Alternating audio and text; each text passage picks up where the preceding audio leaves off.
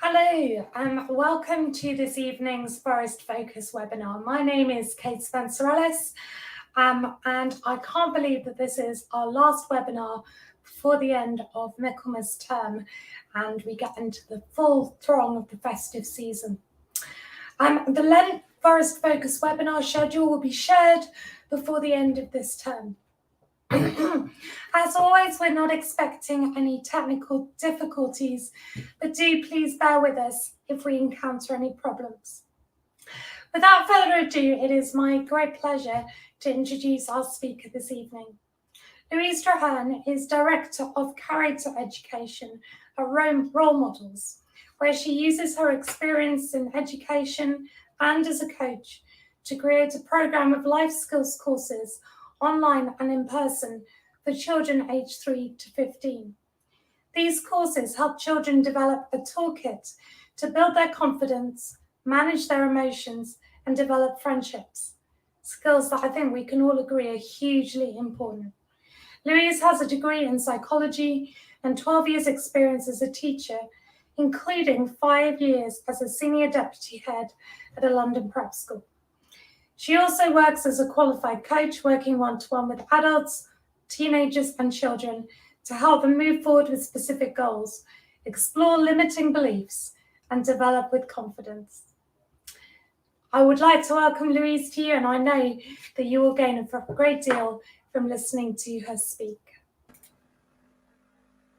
Hi there, everybody. It is fantastic to be here. Thank you so much, Kate, for that introduction. I'm going to be speaking to you this evening about uncomfortable emotions, and I do have some slides to share. So if you bear with me while I just bring those slides up. Here we go. Okay. And it's fantastic, I think, that me speaking this evening is part of a series of talks that Forest School have made available to you as parents. I think that's brilliant that there is a programme of support for parents in terms of mental health and well-being of children, and how that's being broken down into much more specific areas. So this evening, as I've said, we're going to be looking at how you can help your child to manage those really difficult, uncomfortable feelings, which I think as a parent is really hard sometimes to know what to say, what to do, how to respond. And of course, we get triggered as well. So we've got our own responses in there to kind of watch out for. I'm going to be taking you through some top tips. Some of them might be things that you already do, that might not be kind of new ideas, but I think there's a lot in here tonight that's helpful to just bring to the forefront of our mind. And I will be making a copy of the slides available as well. So if you want to kind of refer back to them after. If you are watching this back as a replay as well, please don't hesitate to reach out to me. If you have any questions, I will just share my direct email here on this slide. And just to kind of build on the introduction from Kate there, as she said, my background is in teaching, as a teacher for over 12 years and a deputy head teacher that was responsible for pastoral care. I can see just how much big emotions, difficult, uncomfortable feelings can impact young people. And I think that comes into play academically, but also socially, emotionally. So it's really important that as parents and educators, we take time to think about how can we help them manage those feelings. In my work as a qualified coach as well, I do an awful lot about how big emotions can be overwhelming and how we can perhaps take back a bit more control over how we work through an emotion rather than be overwhelmed by it. And in my role at Role Models as Director of Character Education, we're putting all this work into the content that we share directly with the children that we work with. So for those of you who might not have heard of Role Models before, as Kate mentioned, we are all about giving children a toolkit. And within that toolkit, we're helping them to build confidence, manage emotions, and develop healthy, positive friendships and relationships. We do that through a combination of online learning, but also in-person courses. And we're working with children from age 5 upwards, mainly to 13, but we do go up to 15 as well, all delivered by our experienced and friendly facilitators who we call our role models. So if you do want to find out any more about what we do, please don't hesitate to have a look at our website. So what kind of feelings are we talking about? The title, as I've said, is Uncomfortable Feelings. And I'm sure you've all joined this evening for a specific reason. Maybe your son, your daughter quite often has a big feeling that can kind of overwhelm them. But some of the often common ones that we get mentioned, anger. I think anger is kind of the top of the list when I speak to parents. My child is having outbursts. They're angry kind of quite often about various different things. And that big uncomfortable emotion bubbles up and actually impacts not just them, but perhaps the family unit.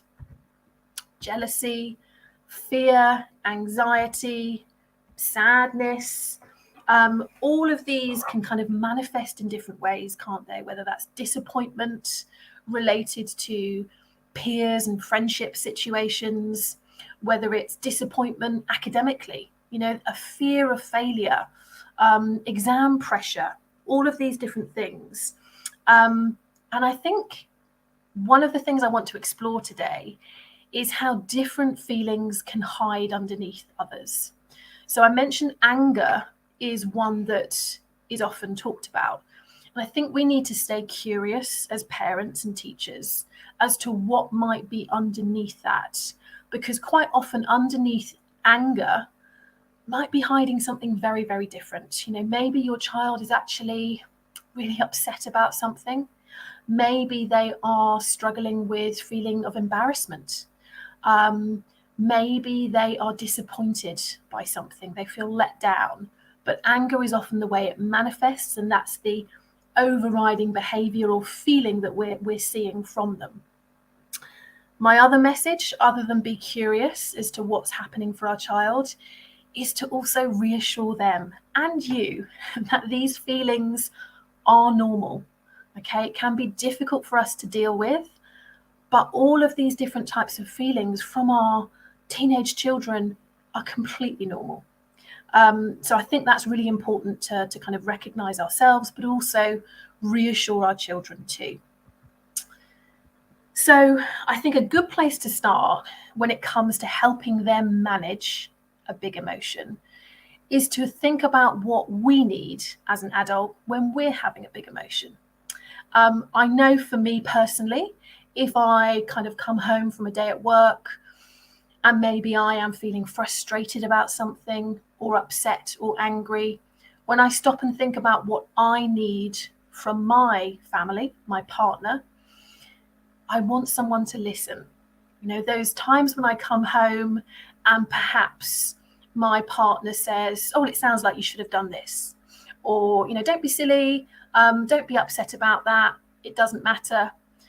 Those sorts of responses and reactions don't give me what I need. I need someone to listen, to ask questions, to understand. And it's no different for our children. So I think that's a really good place to start at. When we're thinking, what does my child need from me here? Think about what you crave and what you need when you experience a kind of uncomfortable feeling. And resist that urge to fix it. I think, you know, as parents, of course, we want the best for our children. We want to limit any discomfort that they feel. That's normal. We're biologically determined that way. But stepping back from that need to have to fix it, to have to stop the emotion for them, is really important. And I'm going to go into more detail about why a little bit later. So I've got 10 top tips to share with you, hopefully really helpful ideas for when you're helping your child, but also really relevant for ourselves when it comes to managing our own uncomfortable feelings. So top tip number 1, all about boundaries. And this evening, you'll hear me mention quite a few times how similar some of the ideas are between how we respond to a toddler and a toddler's behavior and a teenager. And I know we're talking about very different age children here. A 3-year-old compared to a 13, 15, 17-year-old. But actually there are so many parallels. And when we think about what's happening in our child's brain and the kind of developmentally what's happening for them, it's a very similar period. So my first top tip is the importance of holding consistent boundaries. What does that look like, sound like in reality? It's about highlighting what it is that your child is feeling, and we are validating the feeling, but we're not validating the behavior that might be inappropriate. Okay, so it might sound like this. It's okay to feel frustrated that your brother took your iPad. I get it. See that that's frustrating for you. It's not okay to kick his door. Or it's okay to feel cross with me that I'm not letting you go to the party. I get that you feel cross. It's not okay to swear at me. And what we're doing here is we're really making that differentiation between the feeling that you're experiencing right now is okay. It is fine to feel cross, to feel frustrated, to feel angry. I think that's such an important message, that we're not cutting that off and saying, you must not be angry, you must not be frustrated. But what we're highlighting to our child is there are appropriate ways of communicating and kind of processing that feeling. I also feel like it's helpful for us to focus on consequences rather than punishments. Okay, again, really relevant and similar to kind of dealing with much, much younger children, is to kind of say, if we think about how we would deal with a 3-year-old, we might find ourselves saying something like, if I can't trust you to not knock down your brother's tower, I'm going to have to move you away. Now, that's a consequence of the behavior rather than a punishment. So I'm not moving away because you have done something bad. I'm moving you away because you've shown me that you can't sit next to your brother's tower without knocking it down. Now, what might that look like, for a 13-year-old? Well, if playing all evening on your Xbox results in you being very rude to us as your parents, then maybe we need to rethink about how much time you're spending on your gaming. So it's not a punishment, it's a consequence of the action and behavior. And I think it's healthy to focus on what they could be doing rather than what they shouldn't be doing. So rather than focusing on you're swearing all the time and that's just not good enough, or you're kicking your brother's door through frustration, is to think about what could they be doing instead. Okay, what's a better alternative to this? So if you're feeling frustrated because your brother took your iPad without asking, then I think you need to speak to your brother. You need to have a conversation there.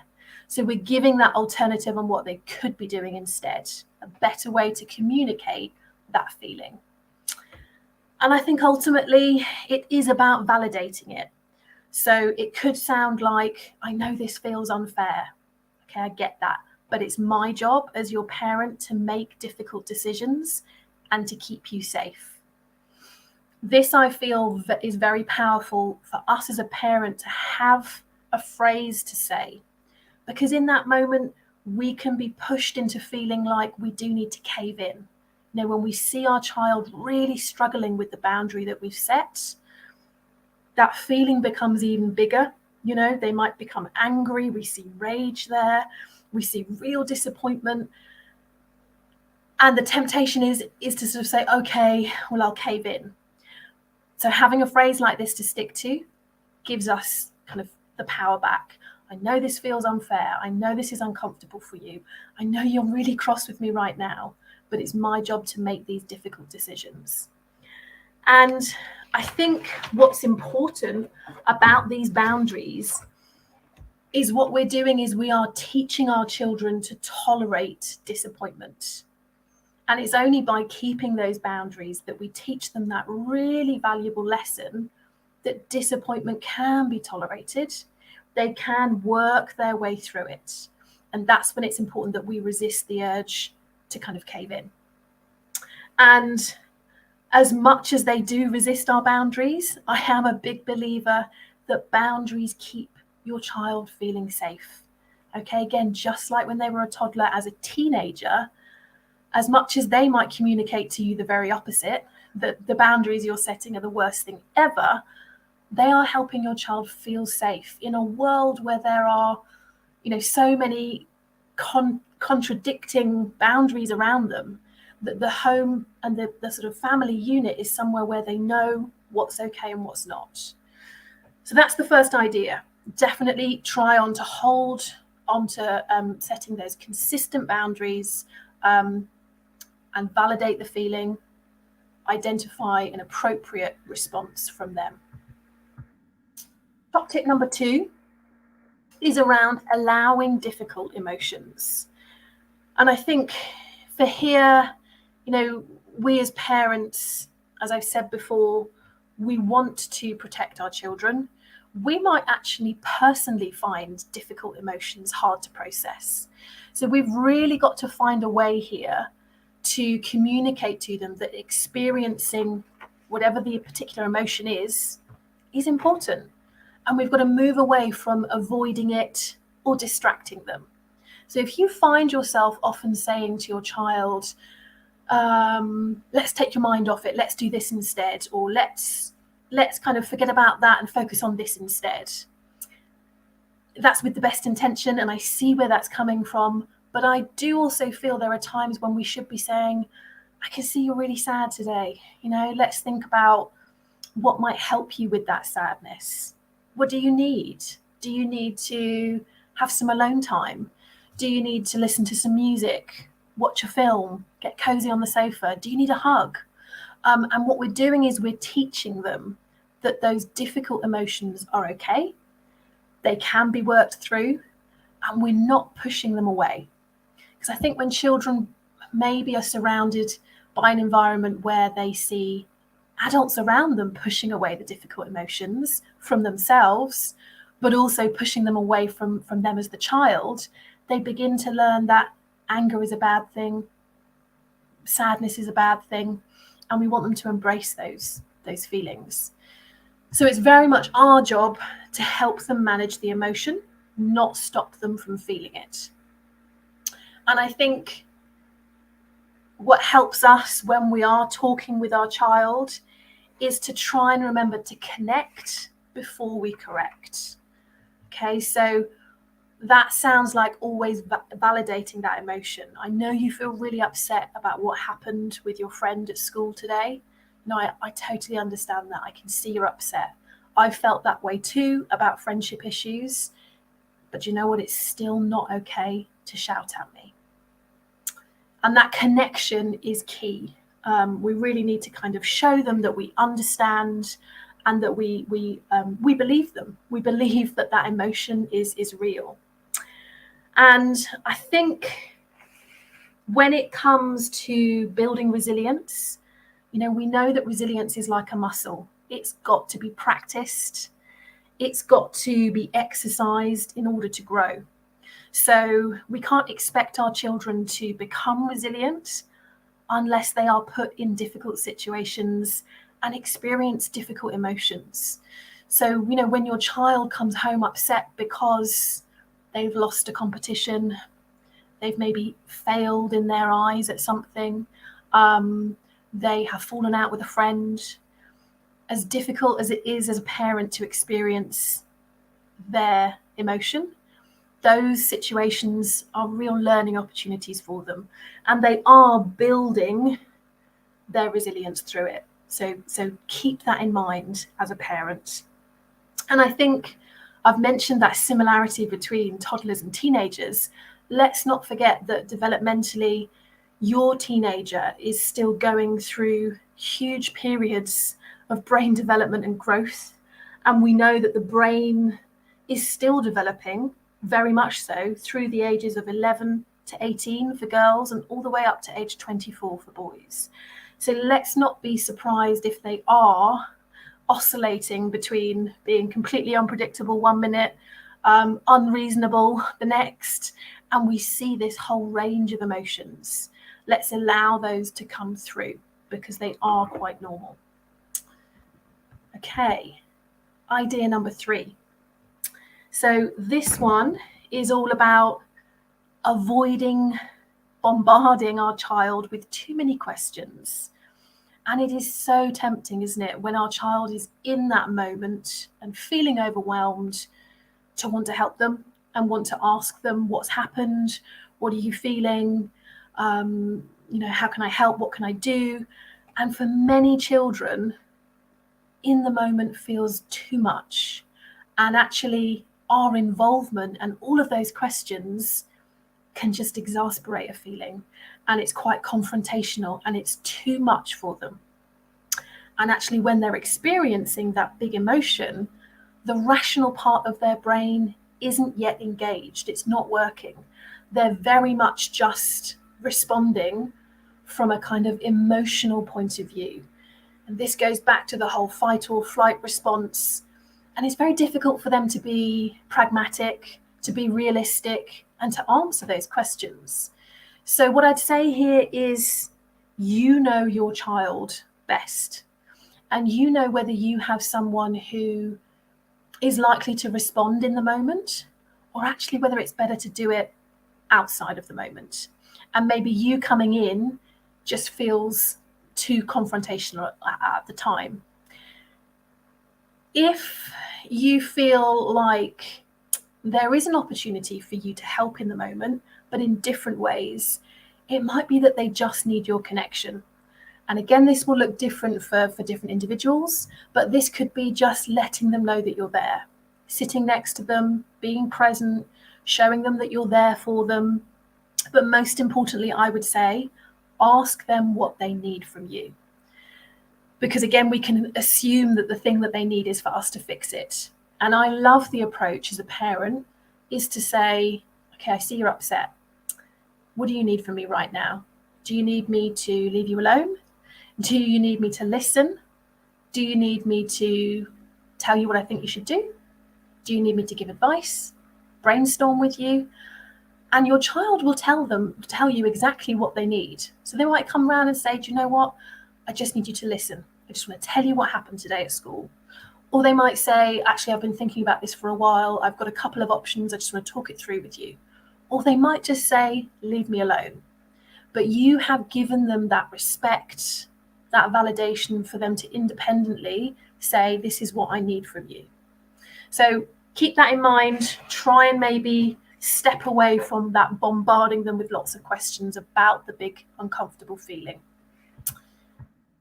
Idea number 4 follows up on this idea of talking to them in a calm moment. I think many children find it much easier to reflect on something after it's happened. So if you feel that there has been a big meltdown at home, a very emotional response to something, perhaps it is the next day, the next week, where you actually find an appropriate moment to talk about it with your child. When they're feeling calm, but crucially when you're feeling calm too. And I'll talk more about how we get triggered by our children's responses later. And it's often when we talk outside of the moment that's when there's that opportunity to discuss strategies. So it's much easier, isn't it, to say kind of, when you came home from school last week and you were really caught up in that feeling of anger or frustration about the thing that happened, when you went about it and you did X, Y, Z, let's just talk about that. And it's bound to happen again. Something might happen in the next month where it triggers that response in you. How could we maybe deal with it differently? And this is when they can begin to think, okay, well, maybe next time I can do these actions, or I can process that feeling differently. I also feel that when we're having these types of conversations, for many teenagers, sitting down one-on-one feels very, very intense. So maybe you want to pick a moment where you're in the car driving, when you're walking along together. I think anything where you're not holding eye contact. A lot of teenagers, but also adults, find it much, much easier to open up and to engage in those conversations when it's not too intense. So find the moment, think about what suits your child for that reflection. Okay, top tip number 5 is about thinking where that rudeness and disrespectful behavior might come from. So we all know that teens can rub us up the wrong way. They can be very rude. They can say the things that trigger us. And here is where I invite you to just think about where that stems from. And for many, it is about a loss of control. One of the books I'm going to recommend to you at the end is this one here, Teenagers Translated, and it talks a lot in here about what's going on for your child, and why these behaviors manifest themselves. And loss of control can be a really key thing. So when your child feels a loss of control, it can often prompt this unraveling of their emotional self-control. So they're not just being rude for rudeness sake. Believe it or not, they're not just trying to trigger us and annoy us and irritate us. Maybe something has happened for them. So, particularly if your child is someone who suffers from perfectionist tendencies, it could be that maybe they've experienced a loss of sense of control within their friendship group, popularity. It could be a loss of control over their fear of failure. It could be something about their independence that they feel has been taken away from them. Could be anything. It could be an element of competition that they found really hard to deal with. But that loss of control does often then manifest in disrespectful or rude behavior. So I suppose my point here is not necessarily a top tip or a strategy, but it's one for us to keep in mind, that when we find that type of behavior difficult to deal with, just stepping back and thinking, what might be the stem of this? Stay curious, what might be happening for them? What is your child actually struggling with? And sometimes it's appropriate to ask that. Other times, asking can just enrage, can't it? So again, like I've said before, pick your moment, choose when is appropriate to kind of have those conversations and when not. This might just be something that we hold in our own minds. Okay, I've dealt with the behavior. I've said about you're feeling frustrated. That's okay. It's not okay to speak to me in the way that you have. But I'm just holding in mind that there might be something going on underneath. Under every behavior, there is an underlying need. And that can often just help us process it. Linked to the idea of control, I just wanted to share this quickly, which is a strategy that we use a lot with teens that we work with, where we take a situation that they might be struggling with, and it could be an academic situation, a friendship situation, and we actually help them begin to see what is in your control about that situation and what is not. So, for example, I've worked with children before who academically are very, very anxious about an exam coming up or an interview. And we sit down and we help them list what are all the things you can influence about this situation. And they'll say things like whether I revise, whether I'm prepared, whether I go in, with a smile on my face for the interview. What are all the sorts of things that you can't influence? What's in the exam paper? How well everybody else performs? Who's interviewing me? And this simple process of listing out the two things really helps them see, okay, some of the things I'm worrying about and my emotions are linked to, I've got zero influence over. So I can kind of let go of the time and energy I'm spending on those. And instead I'll focus on what is in my control. So just a quick idea, and often it can just be two lists, it can just be a conversation, helps them gain back a little bit more control, a little bit more self-agency over, okay, I can see what I can influence about this and what I can't. Okay, top tip number 6. I hope these are landing and making sense. We will stop at the end just to see if there are any questions. Top tip number 6 is about the way in which we choose to respond. So, of course, the ideal here is whatever the big uncomfortable feeling that our child is experiencing, we choose to respond in a calm and neutral way. Easier said than done. We've been through busy days, we're tired, we might be stressed, we might be having big emotions ourselves. But it's really, really important that we stay in that calm zone so that we can de-escalate their mood and not contribute to it. And when I say stay neutral, what I'm talking about there is stay out of judgment. So it's so easy, isn't it, to sort of say, why are you getting upset about this? Why are you worried about that? But there's quite a lot of judgment in those questions. So we need to give that message to our child that we hear them, we believe them. So, something feels really wrong to you right now about this thing that's going on. I believe you. I can see that. Now, we might choose to give it more attention and talk about it there and then. We might choose to come back to it. But try and stay out of judging it, dismissing it. And it's our job to stay in that calm place and to be empathetic, okay? And I think it's really important as parents that we give ourselves a strategy to do that, because it's not easy. And it might be as simple as taking 6 seconds. And in such a short time of 6 seconds, we're giving ourselves time to realign our own stress chemicals so that we can gather our own self-control and choose how to respond. And it's really key that we are responding and not reacting. Okay?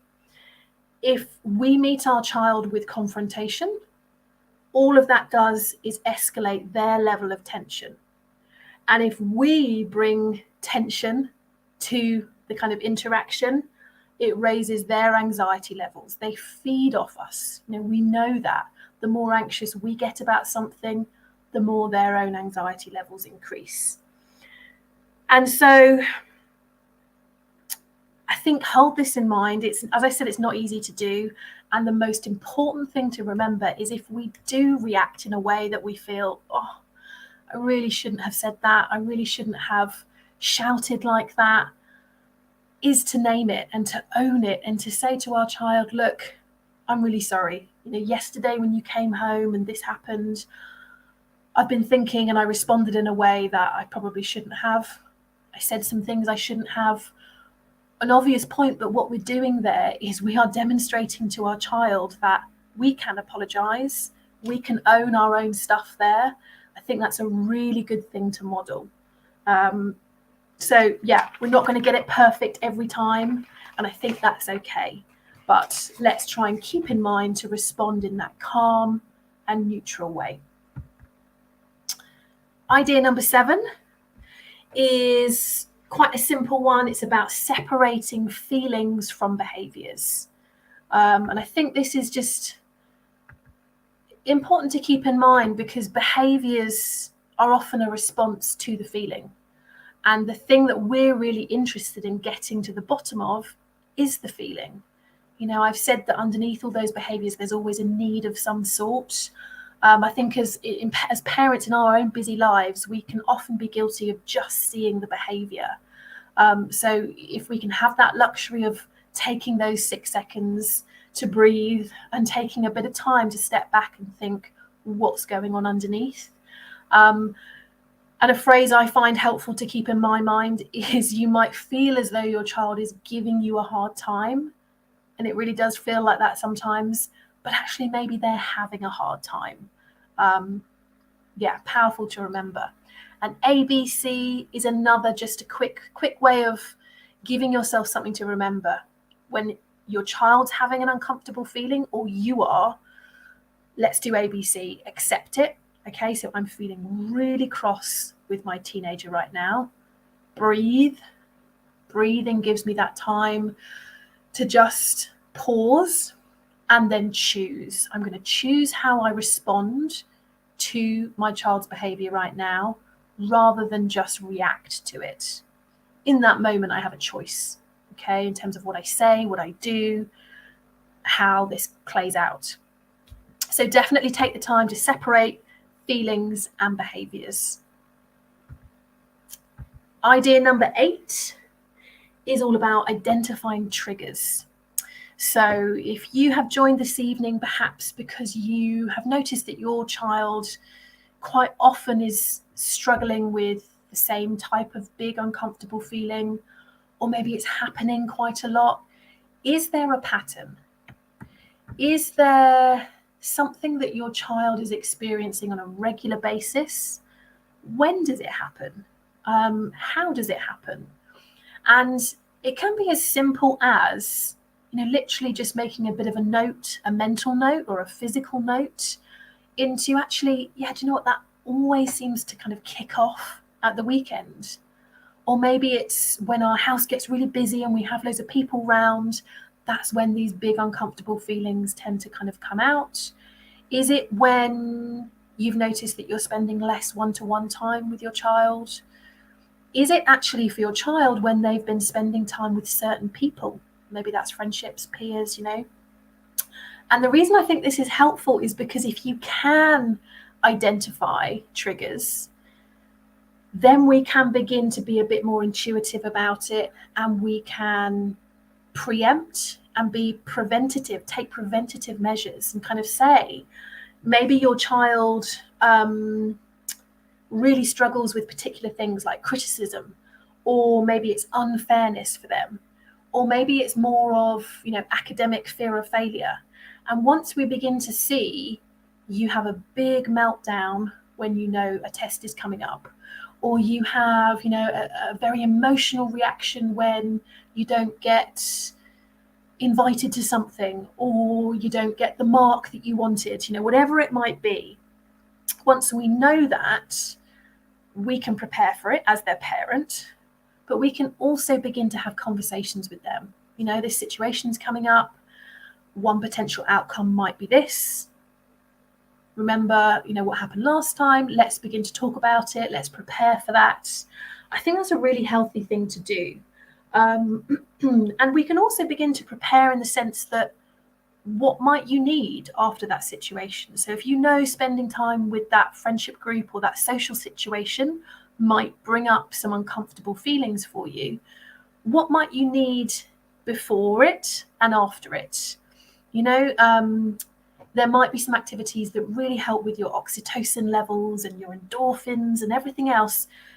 We know what works for us. Is it listening to some music, watching a film, going for a run, doing exercise, spending time with family, having a hug? All of those things begin to help your child see that is a real trigger for me. I need to plan for it and prepare for it. What I'd also add here is it's not just about your child's triggers. For many of us as parents, we have specific things that our children do which trigger us. So it might be, when your child swears, or it might be when they are ungrateful about something, that it really niggles and irritates and triggers you. And your emotional response is tenfold. So if we know that about ourselves, we can recognize it and kind of just prepare for it and catch ourselves when that happens, and maybe even be open with our teen about it. I find it incredibly difficult when you do X, and I'm trying to measure my response when that happens, but I feel I want you to know that. I find it really, really triggering for me. So think about both of your triggers there and see if that's helpful. Top tip number 9, modeling. I find pretty much every webinar I talk about, I try to get modeling in there somewhere. We know our children watch, look, learn, see what we're doing, see how we're behaving. And I think as parents, we have to take some responsibility here about modeling appropriate responses to our own feelings and the way we choose to behave. So they are watching the way in which we express our own uncomfortable emotions. And it's going to have a huge impact on the way in which they feel it's appropriate to deal with theirs. So how do we respond to a difficult situation? How do they see us deal with disappointment, with sadness? Do they see us being resilient? Do we have a bank of strategies and skills that we employ when we come up against adversity of some sort? And this is not to say that I'm suddenly heaping loads of pressure on us as parents to say we've got to get it spot on. Again, when we don't get it right, we can reflect and we can apologize and we can own it. So it's fine to say, I made this big mistake, and actually on reflection, I was really hard on myself. Maybe I should have been a bit more compassionate, or I haven't given myself the time to really process that sadness that I was feeling. I can see that now, and that's why I was so angry to everyone in the family last week. I had some different feelings going on. This next week, I'm going to take some time to really process that feeling of sadness that I have. And there is no rupture that can't be repaired. And I love remembering that as a parent, because it gives us permission to get it wrong and to know that there's nothing that we can say or do or respond to our child that we can't then reflect on it and learn from it as well. So I think the invitation here is to just reflect on what kind of behaviors are your child seeing. Is your child seeing from you? Do they see you people pleasing? Do they see you struggling to remain positive when things go wrong? Do they see that resilience and the ability to bounce back when you've been through a difficult time? because it is fine to let them see you go through that difficult time, and really powerful to then see how you've come out the other side, you've worked through that difficult emotion, and it was transient. Okay. I'd also add here, I wanted to mention, when it comes to our own big feelings, I'm sure you've experienced that situation of emotional contagion, where maybe you come home from your day, you've had a bad day, you have a particular big uncomfortable feeling, maybe you are tired, cross and angry, and actually that one mood from you kind of permeates the whole household. And it's amazing, isn't it, how our children then pick up on that mood and kind of it's passed to them. So be really mindful of that. What are we transferring either way? And it can work either way. Somebody else in the family unit can be in a stinking mood, and actually it kind of affects everybody else, doesn't it? So be aware and be mindful of that. And then the last top tip that I wanted to share, again, it sounds like an obvious point, but just the importance of taking a moment for yourself. And I know all of that stuff around kind of self-care and de-stressing ourselves, but it is so crucial that if we want to be responding to our children's big emotions and kind of uncomfortable feelings in the best way, we know we've got to feel rested, relaxed and calm and de-stressed ourselves. So I think as parents, find those moments and find anything that you need to do, whether that's taking time out for yourself, so that you can firmly be in that place of responding rather than reacting. I feel like it is when we're tired and stressed that we fall into more of the reacting process, because we're not in a place to just stop and respond. So carve out that time. I think that's really important. Think about what you need to be the best type of parent. A few helpful reminders. I think, when your child is showing you that they're frustrated with something that you have put in place, most likely a boundary of some sort, is to remind yourself they're frustrated with the limits I'm setting, not necessarily with me as a person. And it's okay for them to feel disappointed, right? Because it's my job to keep them safe. Really important to just keep reminding yourself that. Limit pushing is a natural part of development, and it's how children learn to be more independent. Because in the moment it can feel like, gosh, is anybody else going through this? This is difficult. This is really impacting our family. It feels like hard work. And it might not feel like it, but they are safe and so are you. So remind yourself that all that hard work that you're putting in are for those reasons. What to say when their big emotions maybe create big feelings for you. Again, I think it's great to have a bit of a script when it comes to these things, because without that in our mind, we can say the wrong thing. Have a think about some of these and if they might feel authentic to you. I want to help you. I'm having a really hard time staying calm right now. I'll be downstairs if you want to talk.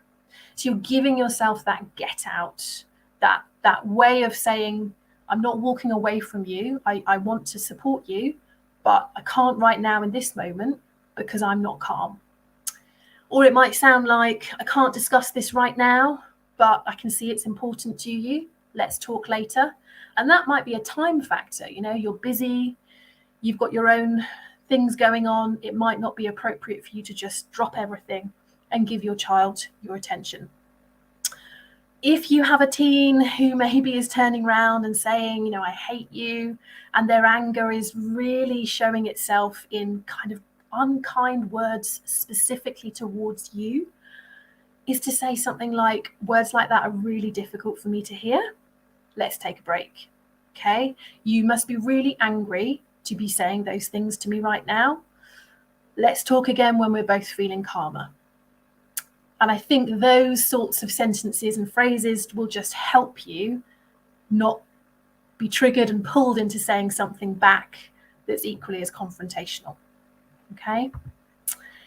So I wanted to give you a quick overview of those 10 ideas. I think whenever you come to a webinar such as this, it can be quite overwhelming, can't it, to think, gosh, 10 different things. Don't go away and try and do all 10, but maybe have a look through this list and choose 1, 2 to take away and think, yeah, that feels like something that we could try in our family unit that might really help my child manage those overwhelming feelings. Quite great to have that list to refer back to. And then finally, just some books to share with you. So if you're interested in finding out a little bit more about how your child's brain works, how those teenage developmental years can kind of impact what your child is doing and saying and feeling, you might want to check out some of these different publications. That one that I mentioned, Teenagers Translated, I think has got some great stuff in too. So that's a lot of talking from me. I'm now going to stop sharing my screen and come back just to see if we might have any questions. At the moment, we don't. I'm sorry. But Louise, can I say how nourishing it was to listen to that? It's such a good reminder for anyone who encounters young people and whatever age they are, and especially I can see myself in the next 24 hours using that Venn diagram about in control and not in my control. With young people, I can see how incredibly powerful and empowering that could be, especially as we approach kind of exam season and mock season. I think that's such a really good, useful, practical tip. So at the moment, we haven't got any questions, so we'll come into land. Can I just thank you for speaking to us in such kind of both nuanced and practical ways. It's been a real joy to hear you tonight. And I hope it's given the people who watch this some food for thought, because we all know that sometimes, just sometimes, encountering young people can be quite challenging, as well as a very great joy as well. So thank you so much, Louise. I've really, really enjoyed listening to you. Pleasure.